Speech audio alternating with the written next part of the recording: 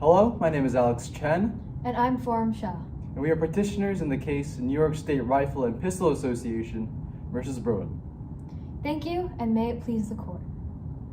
Regarding the question of what the Second Amendment protects, the Second Amendment protects the individual right of the people to keep and bear arms.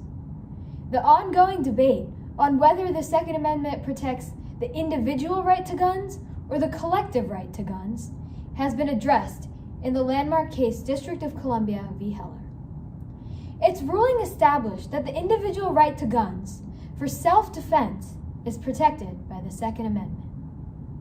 McDonald v. City of Chicago upheld that ruling and further confirmed that the individual right to arms, as incorporated by the states, not only do we have the right to keep arms, but Heller's precedent and rationale should apply the separate right of bearing arms as constitutionally protected as well. Under Heller, the collective rights interpretation of the Second Amendment was essentially nullified, and its precedent in this sense should be applied to our current case in this. Bearing arms for self-defense outside the home is protected as an individual right for all United States citizens. The Second Amendment irrefutably protects the right to bear arms and not only to keep them. It is unreasonable to suggest that the framers intended the term bearing arms to include exclusively carrying arms within the living room. The Second Amendment protects carrying arms in self-defense outside the home as well. Indeed, regarding the question of why the framers included the Second Amendment in the Bill of Rights, as written, they believed it was necessary to the security of a free state. The framers aimed to prevent the government from becoming tyrannical using its military power. A standing army, they believed, was the greatest threat to freedom, liberty, and natural rights of man in America. That is why they included the prefatory clause regarding a standing militia to draw attention to this broader context. However, the natural right to self-defense was also a significant reason the framers included the Second Amendment in the Bill of Rights, whose main purpose was protecting the natural rights of citizens. James Madison proposed it as a force that would counter a tyrannical government, should it ever act in the disinterest of the American people. The 1777 Virginia Declaration of Rights influenced the Constitution. In Section 13, it states that, quote, standing armies in times of peace should be avoided as dangerous to liberty, and that in all cases the military should be under strict subordination to and governed by the civil power. The civil power is mentioned in the state constitutions of Maryland, North Carolina, and Pennsylvania. Article 13 in the Pennsylvania State Constitution stated, quote, that the people have a right to bear arms for the defense of themselves and the state. And as standing armies in the time of peace are dangerous to liberty, they ought not to be kept up. And that the military should be kept under strict subordination to and governed by the civil power. The right to keep and bear arms was written as an individual right to arms for both the self-defense and the common defense of the citizens of America.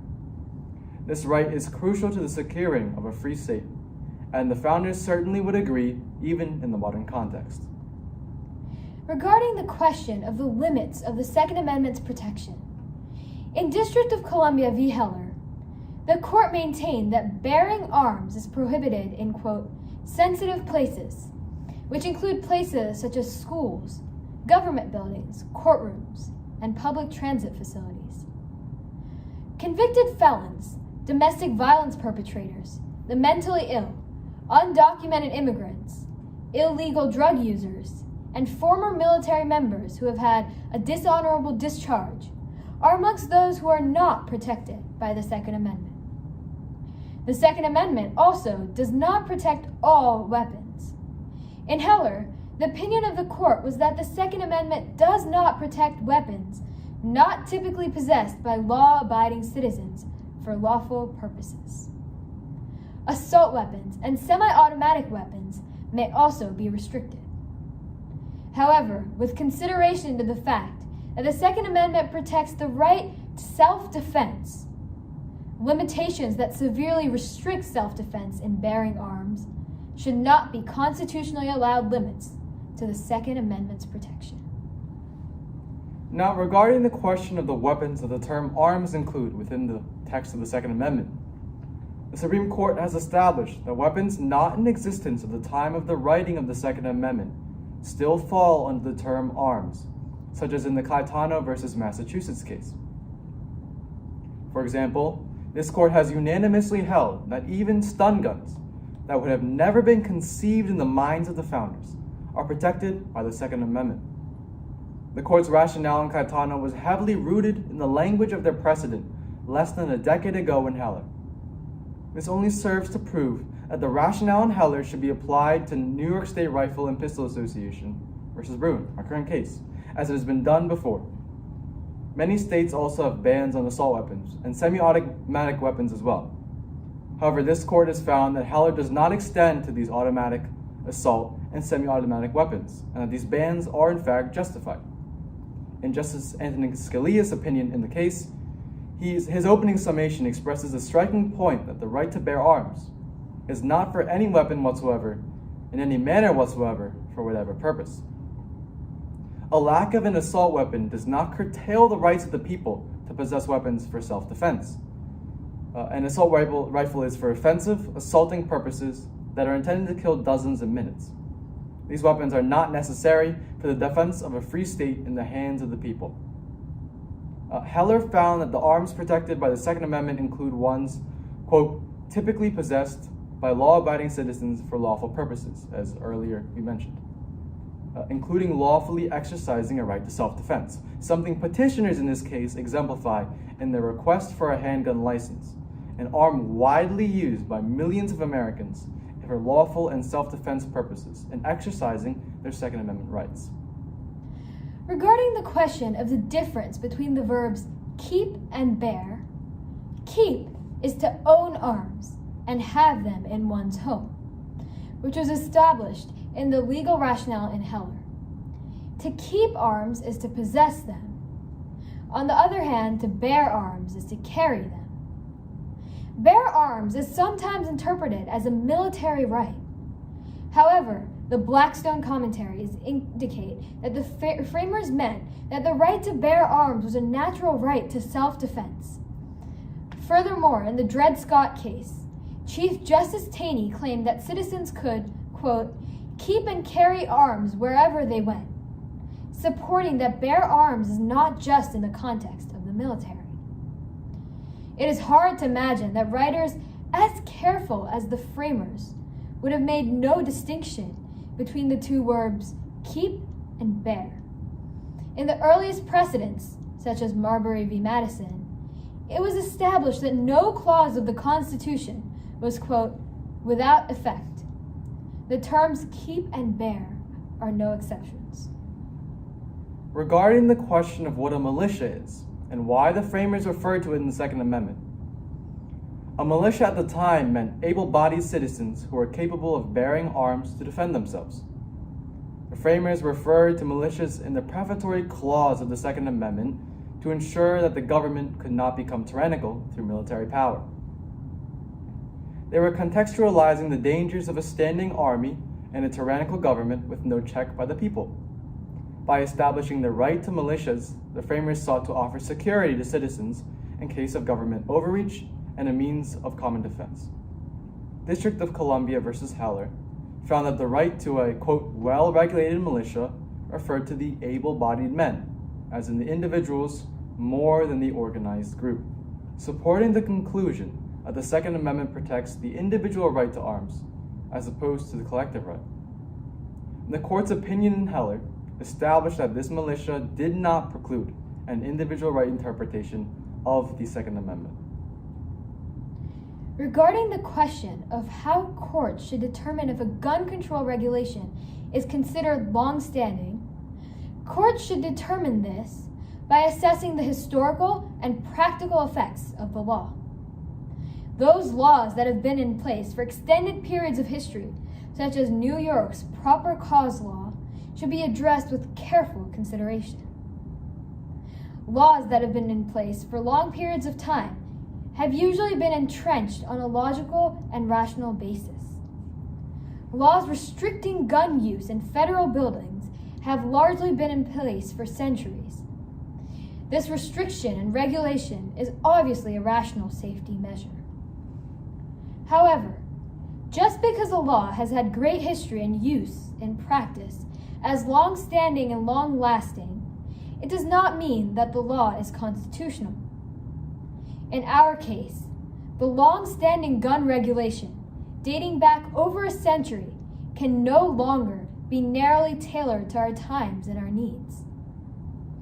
This court should readdress its legality and practicality in respect to its historical standing and current application.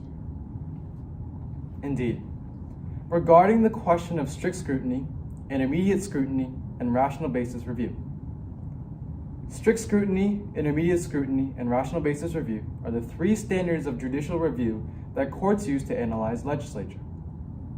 Strict scrutiny is the highest and is applied to assess the constitutionality of laws. When fundamental rights are infringed upon by a law, strict scrutiny is utilized to analyze it. Governments prove that the law is narrowly tailored to their intent and they have a genuine interest in the matter. Intermediate scrutiny is the standard below strict scrutiny. When using it, the law must further an important government interest with appropriate, relevant means. This standard of review is used primarily only when the rights of protected classes are infringed. Rational basis review is the least rigorous of the three, and to pass this standard, the law must have a legitimate government interest, and there must be a rational connection between the goal of the law and the means used to achieve it. Generally, this standard is not used in issues regarding fundamental rights and protected classes. In New York State Rifle and Pistol Association versus Bruin, our current case, strict scrutiny should be applied to analyze the constitutionality of New York's gun law, as the fundamental right to self-defense is being violated by them. Regarding the question of the difference between openly carrying a firearm and concealed carrying a firearm, concealed carrying is when an individual has a firearm on one's person or in close proximity, but it is not visible during an ordinary interaction in public.